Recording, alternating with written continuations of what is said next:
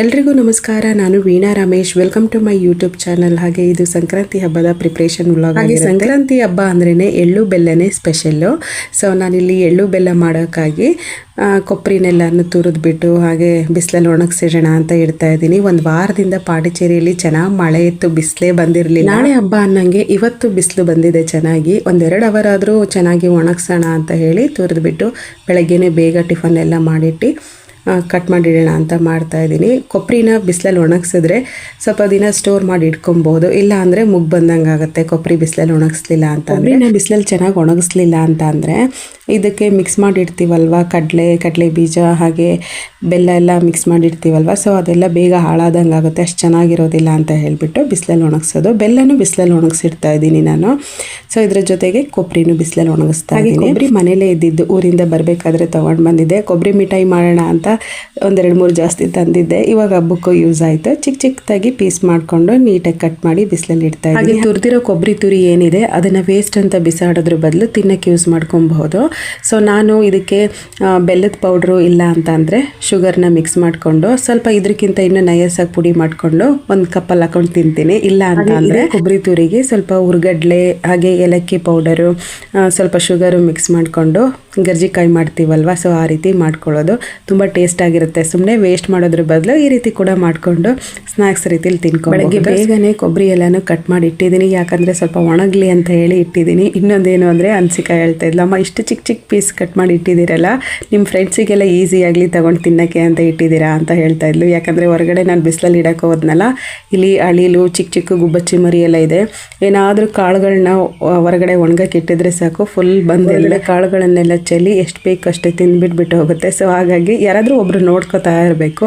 ಇಲ್ಲ ಅಂತ ಅಂದರೆ ಈ ರೀತಿ ಖಾಲಿ ಮಾಡಿ ಹೋಗ್ಬಿಡುತ್ತೆ. ಸ್ವಲ್ಪ ಹೊತ್ತು ನಾನು ಹಾಗೆ ಒಳಗಡೆ ತಿರುಗಾಡ್ತಾ ಇದ್ನಲ್ಲ, ಸೊ ಹಾಗಾಗಿ ಇರಲಿ ಸ್ವಲ್ಪ ಹೊತ್ತು ನೋಡ್ಕೊಂಡ್ರೆ ಆಗುತ್ತೆ ಅಂತ ಹೇಳಿಬಿಟ್ಟು. ಹಾಗೆ ಎಳ್ಳು ಬೆಲ್ಲ ಮಾಡೋಕೆ ನೆಕ್ಸ್ಟ್ ಐಟಮು ಬೆಲ್ಲ. ಸೊ ಅದನ್ನು ಕೂಡ ಚಿಕ್ಕದಾಗಿ ಕಟ್ ಮಾಡಿ ಇಟ್ಕೊಳ್ಳೋಣ ಅಂತ ಇವಾಗಲೇ ಪ್ರಿಪೇರ್ ಮಾಡಿ ಇಟ್ಬಿಡೋಣ ಅಂತ ಜೊತೆಗೆ ಅಡುಗೆನೂ ಮಾಡಿಕೊಂಡು ಮಾಡ್ತಾ ಇದ್ದೀನಿ. ದೊಡ್ಡ ಸೈಜಲ್ಲಿ ಬೆಲ್ಲ ಇರುತ್ತಲ್ಲ, ಅದನ್ನು ತೊಗೊಂಬರಲಿಲ್ಲ ನಾನು. ಚಿಕ್ಕ ಸೈಜ್ ಇದೇ ಪ್ಯಾಕೆಟ್ ನನಗೆ ಸಿಕ್ಕಿದ್ದು. ಸೊ ಹಾಗಾಗಿ ಪರವಾಗಿಲ್ಲ, ಕಟ್ ಮಾಡೋಕೆ ಈಸಿ ಆಗುತ್ತೆ ಅಂತ ಹೇಳಿಬಿಟ್ಟು ತೊಗೊಂಡು ಬಂದೆ. ಮತ್ತು ಇನ್ನಿಲ್ಲಿ ಜಾಸ್ತಿ ಇದ್ದಿದ್ದು ಉಂಡೆ ಬೆಲ್ಲಗಳಿದ್ದಿದ್ದು. ಪೊಂಗಲ್ಗೆ ಉಂಡೆ ಬೆಲ್ಲ ಜಾಸ್ತಿ ಯೂಸ್ ಮಾಡ್ತಾರೆ ಈ ಕಡೆ. ಸೊ ಹಾಗಾಗಿ ಜಾಸ್ತಿ ಇದ್ದಿದ್ದೆ ಉಂಡೆ ಬೆಲ್ಲ.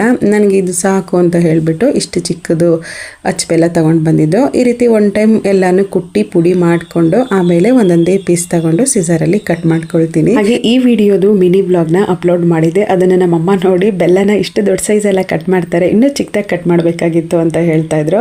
ಸೊ ನಾನು ಹೊರಗಡೆ ಹೋಗಬೇಕಾಗಿತ್ತು ಇವತ್ತು, ಹಾಗಾಗಿ ಬೇಗ ಪ್ರಿಪೇರ್ ಮಾಡೋಣ ಅಂತ ಮಾಡ್ತಾ ಇದ್ದೆ. ಮತ್ತು ಇದನ್ನು ಸ್ವಲ್ಪ ಬಿಸಿಲಲ್ಲಿ ಇಡಬೇಕಿತ್ತಲ್ವ, ಸ್ವಲ್ಪ ಬಿಸಿಲು ಬರ್ತಾಯಿತ್ತು, ಮೋಡ ಆಗ್ತಾಯಿತ್ತು, ಎಲ್ಲಿ ಮಳೆ ಸ್ಟಾರ್ಟ್ ಆಗಿ ಹೋಗ್ಬಿಡುತ್ತೋ ಅಂತ ಹೇಳಿಬಿಟ್ಟು ಬೇಗ ಮಾಡಿ ಮುಗಿಸೋಣ ಅಂತ ಮಾಡ್ತಾ ಇದ್ದೆ. ಆದರೂ ಸ್ವಲ್ಪ ನಮ್ಮಮ್ಮ ಹೇಳಿದ ಮೇಲೆ ಸ್ವಲ್ಪ ದೊಡ್ಡ ಸೈಜಲ್ಲೇ ಕಟ್ ಮಾಡಿದ್ದೀನಿ ಅಂತ ಅನ್ನಿಸ್ತು ನನಗೆ. ಬೆಲ್ಲ ನಾನು ಒಂದು ಸೈಜಲ್ಲಿ ಕಟ್ ಮಾಡಿಬಿಟ್ಟು ಡಿವೈಡ್ ಮಾಡಿ ಇಡ್ತಾ ಇದ್ದೀನಿ, ಪುಡಿ ಎಲ್ಲ ಉದುರಲಿ ಅಂತ ಹೇಳಿಬಿಟ್ಟು ಈ ರೀತಿ ಜಲ್ದಿ ಮಾಡಿ ಇಡ್ತಾ ಇದ್ದೀನಿ. ಸೊ ಒಣಗಕ್ಕೆ ಇಡಬೇಕಾದ್ರೆ ಡಿವೈಡ್ ಆಗಿ ಅಂದರೆ ಹರಡಿದಂಗಿದ್ರೇ ಚೆಂದ, ಬೆಲ್ಲಗಳು ಒಂದಕ್ಕೊಂದು ಅಂಟೋದಿಲ್ಲ. ಸೊ ಎಳ್ಳು ಬೆಲ್ಲ ಮಾಡೋಕ್ಕೂ ತುಂಬ ಚೆನ್ನಾಗುತ್ತೆ ಅಂತ ಹೇಳಿಬಿಟ್ಟು ಪುಡಿ ಎಲ್ಲ ತೆಗಿತಾ ಇದ್ದೀನಿ. ಅದು ಕಲ್ಲಲ್ಲಿ ಕುಟ್ಟಿದ್ದೆಲ್ಲ ಪುಡಿ ಇತ್ತಲ್ವ, ಸೊ ಹಾಗಾಗಿ ತೆಗಿತಾ ಇದ್ದೀನಿ. ಸೊ ಈ ಸೈಜಲ್ಲಿ ಮಾಡಿದ್ದು ನಾನು. ಸಂಕ್ರಾಂತಿ ಹಬ್ಬ ಅಂದರೆ ಎಳ್ಳು ಬೆಲ್ಲ ತಿನ್ನೋದೇ ಒಂದು ಖುಷಿಯಲ್ಲ, ಇದಕ್ಕಿಂತ ಇನ್ನೊಂದು ಖುಷಿ ಕೊಡುವಂಥ ವಿಚಾರ ಇದೆ. ಹಳ್ಳಿ ಕಡೆಯವರಾಗಿದ್ದರೆ ನೆನಪಿರುತ್ತೆ ಅಂತ ಅನ್ಕೊಂಡು ಸಂಕ್ರಾಂತಿ ಹಬ್ಬದ ಟೈಮಲ್ಲೇ ಗದ್ದೆ ಕುಯ್ಲು ಮಾಡುವಂಥದ್ದು. ಅಂದರೆ ಭತ್ತನ ಕುಯ್ಕೊಂಡು ಬಂದು ಕಣ ಅಂತ ಮಾಡ್ಕೊಂಡಿರ್ತಾರೆ, ಅಲ್ಲಿಗೆ ಗುಡ್ಡೆ ಹಾಕ್ತಾರೆ. ತಂದು ಗುಡ್ಡೆ ಮಾಡಿ ಮನೆಯಲ್ಲಿ ಕಡುಬು ಹಾಗೆ ಅವರೆಕಾಳು ಸಾಂಬಾರು, ಸೊ ಎಲ್ಲ ಏನೇನು ಮಾಡಿರ್ತಾರೆ ಹಬ್ಬದ ಪ್ರಿಪ್ರೇಷನ್ ಏನೇನು ಅಡುಗೆ ಮಾಡಿರ್ತಾರೆ, ಸೊ ಅದನ್ನೆಲ್ಲ ತಗೊಂಡೋಗಿ ಕಣದ ಹತ್ರ ತಗೊಂಡೋಗಿ ರಾಶಿ ಮಾಡಿ ಪೂಜೆ ಮಾಡಿಕೊಂಡು ಕಡುಬನ್ನ ಗುಡ್ಡೆ ಒಳಗಡೆ ಮುಚ್ಚಿಟ್ಟು ಬರೋದು ಪೂಜೆ ಮಾಡಿ. ಮತ್ತೆ ತಿರ್ಗಾ ಬೆಳಗ್ಗೆ ಹೋದ್ಮೇಲೆ ಆ ಕಡುಬು ಈ ಜಾಗದಲ್ಲಿ ಇಟ್ಟಿದ್ವಲ್ವಾ, ಸೊ ಅದನ್ನು ಇದೆಯೋ ಇಲ್ವೋ ಬೇರೆಯವ್ರು ತಗೊಂಡು ತಿಂದಿದಾರ ಏನೋ ಅಂತ ನೋಡಿ ಹುಡ್ಕೋದು. ಇದೇ ರೀತಿ ಸಂಕ್ರಾಂತಿ ಹಬ್ಬನ ನಮ್ಮ ಬಾಲ್ಯದಲ್ಲಿ ಆಚರಣೆ ಮಾಡ್ತಾ ಇದ್ದಿದ್ದಂಥದ್ದು. ಸೊ ಇವಾಗ ತುಂಬ ಈಸಿಯಾಗಿ ಹೋಗ್ಬಿಟ್ಟಿದೆ. ಸೊ ಅವಾಗ ನನಗೆ ಗದ್ದೆ ಕುಯ್ಕೊಂಡು ಬಂದು ಗುಡ್ಡೆ ಹಾಕಿ ಹುಲ್ಲಾಕಿ ಆಮೇಲೆ ಭತ್ತನ ತೆಗೆದು ತುಂಬಿ ತಗೊಂಡು ಬರಬೇಕಾಗಿತ್ತು. ಸೊ ಇವಾಗೇನು ಅಷ್ಟೊಂದೇನು ಕಷ್ಟ ಇಲ್ಲ ಅಂತ ಅನ್ಕೊಂಡು. ಇವಾಗ ಹೇಗಿದ್ರು ಗದ್ದೆ ಕುಯ್ಯೋ ಮಿಷಿನ್ ಬಂದಿದೆ, ಮತ್ತು ಭತ್ತ ಹೊಡೆಯೋ ಮಿಷಿನ್ ಬಂದಿದೆ. ಸ್ವಲ್ಪ ರೈತರಿಗೆ ಇವಾಗ ಈಸಿ ಅಂತ ಅನಿಸುತ್ತೆ. ಅವಾಗಿನ ಕೆಲಸಕ್ಕೆ ಹೋಲಿಸ್ಕೊಂಡ್ರೆ ಇವಾಗ ಬೆಟರ್ ಅಂತ ಅನಿಸುತ್ತೆ. ಮಾಡಬೇಕಾದ್ರೆ ಬೆಲ್ಲನ ಬಿಸಿಲಲ್ಲಿ ಪುಡಿ ಮಾಡಿ ಇಟ್ಟು ಬಂದಿದ್ದೀನಿ, ಚಿಕ್ಕ ಚಿಕ್ಕದಾಗಿ ಕಟ್ ಮಾಡಿಬಿಟ್ಟು. ಪುಡಿ ಮಾಡಿ ಅಂತ ಹೇಳ್ಬಿಟ್ಟೆ, ಚಿಕ್ಕ ಚಿಕ್ಕದಾಗಿ ಕಟ್ ಮಾಡಿ ಇಟ್ಟಿದ್ದೀನಿ. ಹಾಗೆ ಕಡಲೆ ಬೀಜನ ಚೆನ್ನಾಗಿ ಹುರ್ಕೊಂಡು ಅದರ ಸಿಪ್ಪೆ ಎಲ್ಲ ತೆಗಿತಾ ಇದ್ದೀನಿ. ಮತ್ತು ಕಡಲೆನೂ ಸ್ವಲ್ಪ ಹುರಿದು ಬಿಡೋಣ, ಸ್ವಲ್ಪ ಮೆತ್ತಗಾದಂಗಿದೆ ಅಂತ ಹೇಳ್ಬಿಟ್ಟು ಹಾಗೆ ಸ್ವಲ್ಪ ಬಿಸಿ ಮಾಡಿಕೊಂಡೆ. ಮತ್ತು ಇನ್ನು ಎಳ್ಳು, ವೈಟ್ ಪುಟ್ಟೆಳ್ಳನ್ನು ಚೆನ್ನಾಗಿ ಹುರಿಬೇಕು. ಪುಟ್ಟೆಳ್ಳು ಚೆನ್ನಾಗಿ ಹುರಿಲಿಲ್ಲ ಅಂತ ಅಂದರೆ ತಿನ್ನೋಕ್ಕೆ ಚೆನ್ನಾಗಿರೋದಿಲ್ಲ, ಬೇಗ ಕಹಿ ಬಂದಂಗೆ ಆಗುತ್ತೆ. ಸೊ ಹಾಗಾಗಿ ಪುಟ್ಟೆಳ್ಳನ್ನ ಚೆನ್ನಾಗಿ ಹುರ್ಕೊಬೇಕು. ಸೊ ಕಡಲೆ ಬೀಜನೂ ಚೆನ್ನಾಗಿ ಹುರಿದು ಅದರ ಸಿಪ್ಪೆ ಎಲ್ಲ ತೆಗಿತಾ ಇದ್ದೀನಿ. ಸಿಪ್ಪೆನ ಮರದಲ್ಲಿ ಕೇರಿ ತೆಗೆಯೋದ್ರ ಬದಲು ಈ ರೀತಿ ತೆಗೆದ್ರೆ ಜಾಸ್ತಿ ಡೆಸ್ಟು ಆಗೋದಿಲ್ಲ, ಬೇಗ ಕ್ಲೀನ್ ಮಾಡ್ಕೊಬಹುದು. ಸೊ ನಾನು ಈ ಬೋಂಡ ಎಲ್ಲ ತೆಗಿತೀವಲ್ವಾ ಕರಂಡಿ, ಅದರಲ್ಲೇ ಜಸ್ಟ್ ಈ ರೀತಿ ಮಾಡ್ತಾಯಿದ್ದೀನಿ. ಬಟ್ ಇದನ್ನು ನಾನು ವಿಡಿಯೋದಲ್ಲಿ ನೋಡಿದ್ದಂಥದ್ದು. ನನಗೆ ಮುಂಚೆ ಇದರಲ್ಲಿ ಈ ರೀತಿ ಮಾಡಿ ತೆಗಿಬೋದು ಅನ್ನೋ ಐಡಿಯಾ ಇರಲಿಲ್ಲ. ಫಸ್ಟ್ ನಾನು ಕೂಡ ಹೊರಗಡೆ ತಗೊಂಡೋಗಿ ಗಿಡದ ಹತ್ರ ಕೇರ್ಕೊಂಡು ತಗೊಂಡು ಬರ್ತಾಯಿದ್ದು. ನಾನೊಂದು ವಿಡಿಯೋದಲ್ಲಿ ನೋಡಿದೆ, ಬೆಟರ್ ಅಂತ ಅನ್ನಿಸ್ತು. ಓಕೆ, ಇದನ್ನೇ ಯೂಸ್ ಮಾಡೋಣ ಐಡಿಯಾ ಅಂತ ಹೇಳಿ ಯೂಸ್ ಮಾಡಿದೆ. ಬಟ್ ಫುಲ್ಲಾಗಿ ಟೆಸ್ಟ್ ಮಾಡ್ಕೊಂಡು ಕೇರೋದ್ರ ಬದಲು ಇದು ಬೆಟರ್ ಆಗಿದೆ, ತುಂಬ ಒಳ್ಳೆ ಉಪಯೋಗ ಅಂತ ಅನ್ನಿಸ್ತು ನನಗೆ. ಎಳ್ಳು ಬೆಲ್ಲ ರೆಡಿ ಮಾಡೋಕ್ಕೆ ಏನೆಲ್ಲ ಮಿಶ್ರಣನ ರೆಡಿ ಮಾಡ್ಕೊಂಡಿದೆ ಎಲ್ಲನೂ ಮಿಕ್ಸ್ ಮಾಡಿದ್ರೆ ಆಯಿತು, ಎಳ್ಳು ಬೆಲ್ಲ ರೆಡಿ ಆಗುತ್ತೆ. ಸೊ ನಾನು ಏನೇನು ಮಿಕ್ಸ್ ಮಾಡಿದ್ದೀನಿ ಅಂತ ಅಂದರೆ, ಪುಟ್ಟ ಎಳ್ಳನ್ನು ಜಾಸ್ತಿ ನಾನು ಮಿಕ್ಸ್ ಮಾಡಿಲ್ಲ. ಪುಟ್ಟ ಎಳ್ಳು ಸ್ವಲ್ಪ ಕಮ್ಮಿ ಕ್ವಾಂಟಿಟಿಲೇ ತೊಗೊಂಡಿದ್ದೀನಿ. ಮಕ್ಳಿಗೆ ಇಷ್ಟ ಆಗೋದಿಲ್ಲ, ಜಾಸ್ತಿ ಆಮೇಲೆ ತಿನ್ನೋದಿಲ್ಲ ಅಂತ ಹೇಳ್ಬಿಟ್ಟು ಸ್ವಲ್ಪ ಹಾಕಿದ್ದೀನಿ. ಮನೇಲೇ ಮಾಡ್ಕೋತಿರೋದ್ರಿಂದ ನಮಗೆ ಯಾವ ಕಾಳು ಜಾಸ್ತಿ ತಿನ್ನೋಕ್ಕೆ ಇಷ್ಟ ಆಗುತ್ತೆ ಅದನ್ನು ಮಾತ್ರ ಜಾಸ್ತಿ ಕ್ವಾಂಟಿಟಿಲಿ ಹಾಕಿರುವಂಥದ್ದು. ಕಡಲೆ ಬೀಜ, ಕೊಬ್ಬರಿ, ಸೊ ಇದನ್ನು ಜಾಸ್ತಿ ಹಾಕಿದ್ದೀನಿ. ಮಕ್ಳಿಗೆ ತುಂಬ ಇಷ್ಟ ಆಗುತ್ತೆ. ಸೊ ಎಲ್ಲನೂ ಮಿಕ್ಸ್ ಮಾಡಿ ಒಂದು ಬಾಕ್ಸಲ್ಲಿ ಫಿಲ್ ಮಾಡಿರ್ತೀನಿ. ಮತ್ತು ಬೇಕು ಅಂದರೆ ಮಾಡ್ಕೊಂಡ್ರಾಗುತ್ತೆ ಮನೇಲಿ ಅಂತ ಹೇಳ್ಬಿಟ್ಟು ಸ್ವಲ್ಪನೇ ಮಾಡಿದ್ದೀನಿ. ಹಾಗೆ ಅಕ್ಕಪಕ್ಕದ ಮನೆಯವ್ರಿಗೆ ಸ್ವಲ್ಪ ಪ್ಯಾಕೆಟ್ ಮಾಡಿಡಬೇಕು. ಸೊ ಅದನ್ನು ಮಾತ್ರ ಹೊರಗಡೆ ರೆಡಿ ಮಾಡಿಟ್ಟು. ಹಾಗೆ ನಾವು ಪಾಂಡಿಚೇರಿಯಲ್ಲಿ ಸಂಕ್ರಾಂತಿ ಹಬ್ಬನ ನಮ್ಮ ಹಾಸನ್ ಸ್ಟೈಲಲ್ಲೇ ನಾವು ಆಚರಣೆ ಮಾಡ್ತೀವಿ. ಹಾಗೆ ಪೊಂಗಲ್ನ ಕೂಡ ಸೆಲೆಬ್ರೇಟ್ ಮಾಡ್ತೀವಿ. ತಮಿಳ್ನಾಡಲ್ಲಿ ಪೊಂಗಲ್ನ ತುಂಬ ಗ್ರ್ಯಾಂಡಾಗಿ ಸೆಲೆಬ್ರೇಟ್ ಮಾಡ್ತಾರೆ. ಸಂಕ್ರಾಂತಿ ಹಬ್ಬನೇ ಪೊಂಗಲ್ ಅಂತ ಸೆಲೆಬ್ರೇಟ್ ಮಾಡೋದು. ಬಟ್ 4 days ಸೆಲೆಬ್ರೇಟ್ ಮಾಡ್ತಾರೆ, ತುಂಬ ಗ್ರ್ಯಾಂಡಾಗಿರುತ್ತೆ. ನಾವು ನಮ್ಮ ಅಕ್ಕಪಕ್ಕದ ಮನೆಯವರಿಗೆ ನಾವು ಎಳ್ಳು ಬೆಲ್ಲ ಕೊಟ್ಟರೆ ಅವರು ನಮಗೆ ಸ್ವೀಟ್ ಪೊಂಗಲ್, ಖಾರ ಪೊಂಗಲ್ ಕೊಡ್ತಾರೆ. ಒಂಥರ ಖುಷಿ ಇರುತ್ತೆ. ಮತ್ತು ಕೇಳ್ತಾರೆ, ಇದೇನು ತುಂಬ ಚೆನ್ನಾಗಿದೆ, ಎಲ್ಲನೂ ಒಟ್ಟುಗೂಡಿಸಿ ತಿನ್ನಬೇಕಾದ್ರೆ ಟೇಸ್ಟ್ ತುಂಬ ಚೆನ್ನಾಗಿದೆ ಅಂತ ಕೇಳ್ತಾರೆ. ಒಂಥರ ಖುಷಿ ಅನಿಸುತ್ತೆ ಅಲ್ವಾ. ಅವರು ಈ ಹಬ್ಬಗಳನ್ನೆಲ್ಲ ಸುಮ್ಮನೆ ಆಚರಣೆ ಮಾಡಿಲ್ಲ, ಎಷ್ಟೊಂದು ಒಳ್ಳೆ ರೀಸನ್ ಇದೆ ಅಂದರೆ ಅದೇ ರೀತಿ ಎಲ್ಲ ಹಬ್ಬದಲ್ಲೂ ಅದರದ್ದೇ ಆದಂಥ ಒಂದು ತಿಂಡಿಗೆ ವಿಶೇಷತೆನ ಪಡೆದಿದೆ ಅಂತ ಹೇಳ್ತೀನಿ ನಾನು. ಇವಾಗ ಇದಾದಮೇಲೆ ನೆಕ್ಸ್ಟ್ ಯುಗಾದಿ ಹಬ್ಬ ಬರುತ್ತೆ. ಯುಗಾದಿ ಹಬ್ಬ ಅಂದ ತಕ್ಷಣವೇ ನಮಗೆ ನೆನಪಾಗೋದು ಒಬ್ಬಿಟ್ಟು ಸಾಂಬಾರು. ಸಂಕ್ರಾಂತಿ ಹಬ್ಬದಲ್ಲಿ ಎಳ್ಳು ಬೆಲ್ಲ ಏನಕ್ಕೆ ವಿಶೇಷತೆ ಗೊತ್ತಾ? ಸಂಕ್ರಾಂತಿ ಹಬ್ಬ ಬರೋದೇ ಚಳಿಗಾಲದಲ್ಲಿ ಸ್ಕಿನ್ನು ಡ್ರೈ ಆಗಿರುತ್ತೆ. ಸೊ ಅದರಲ್ಲೂ ಎಳ್ಳು ಬೆಲ್ಲ ಮಾಡಬೇಕಾದ್ರೆ ಆಯಿಲ್ ಕಂಟೆಂಟ್ ಇರುವಂತಹ ವಸ್ತುಗಳನ್ನು ಜಾಸ್ತಿ ಮಿಕ್ಸ್ ಮಾಡ್ತೀವಿ ನಾವು. ಅಂದರೆ ಕೊಬ್ಬರಿ ಆಗಿರ್ಬೋದು, ಎಳ್ಳಾಗಿರ್ಬೋದು, ಕಡಲೆ ಬೀಜ ಆಗಿರ್ಬೋದು, ಇದೆಲ್ಲ ಆಯಿಲ್ ಕಂಟೆಂಟ್ ಇರುವಂಥ ವಸ್ತುನೇ ಅಲ್ವಾ.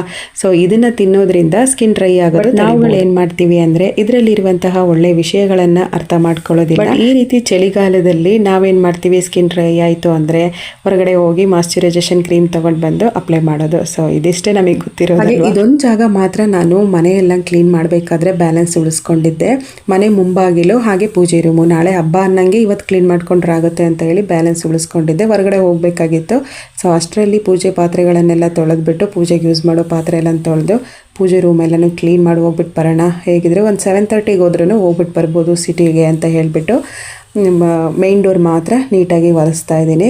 ಸೊ ಇದೊಂದು ಮಾತ್ರ ತೋರಣ ಎಲ್ಲ ಹಾಕೋಕ್ಕೆ ಸರಿಯಾಗುತ್ತೆ ಅಂತ ಹೇಳಿ ಹಬ್ಬದ ಹಿಂದಿನ ದಿನವೇ ಒರೆಸಿಟ್ಬಿಡೋಣ ಅಂತ ಒರೆಸ್ತಾ ಇದ್ದೀನಿ. ಹಬ್ಬದ ದಿನ ಅಂತೂ ಇಷ್ಟೆಲ್ಲ ಕೆಲಸ ಮಾಡೋಕ್ಕಾಗೋದಿಲ್ಲ. 9 o'clock-ಇಂದ 10:30 ಒಳ್ಳೆ ಟೈಮ್ ಇತ್ತು. ಸೊ ಅಂಥ ಟೈಮಲ್ಲಿ ಪೂಜೆ ಎಲ್ಲ ಮಾಡಿ ಮುಗಿಸ್ಕೊಬೇಕು ಅಂತ ಹೇಳಿ ಇವತ್ತು ಎಷ್ಟು ಪ್ರಿಪ್ರೇಷನ್ ಮಾಡ್ಕೊಳ್ಳೋಕ್ಕಾಗುತ್ತೆ ಎಲ್ಲ ರೆಡಿ ಮಾಡ್ಕೊಳ್ತಾ ಇದ್ದೆ. ಬೆಳಗ್ಗೆ ಎದ್ದುಬಿಟ್ಟು ನಾನು ಇದನ್ನೆಲ್ಲ ಕ್ಲೀನ್ ಮಾಡ್ಕೊಂಡು ರೆಡಿ ಮಾಡ್ಕೊಳ್ತೀನಿ ಅಂತ ಅಂದರೆ ಕೆಲಸ ಬೇಗ ಮುಗಿಯೋದಿಲ್ಲ ಅಂತ ಹೇಳಿ ಇವತ್ತೇ ಎಲ್ಲನೂ ರೆಡಿ ಮಾಡ್ಕೊಳ್ತಾ ಇದ್ದೀನಿ. ಹಾಗೆ ಪೂಜೆ ಪಾತ್ರೆಗಳನ್ನೆಲ್ಲ ಹುಣಸೆಹಣ್ಣು, ಸಬೀನ ಪೌಡ್ರು, ಸೊ ಇದೆರಡು ವಸ್ತುಗಳನ್ನೇ ಹಾಕಿ ವಾಶ್ ಮಾಡ್ಕೊಳ್ತೀನಿ. ಇದ್ರ ಬಗ್ಗೆ 1-2-3 ವಿಡಿಯೋ ಮಾಡಿ ಆಲ್ರೆಡಿ ನನ್ನ ಚಾನಲ್ನಲ್ಲಿ ನಾನು ಅಪ್ಲೋಡ್ ಮಾಡಿದ್ದೀನಿ.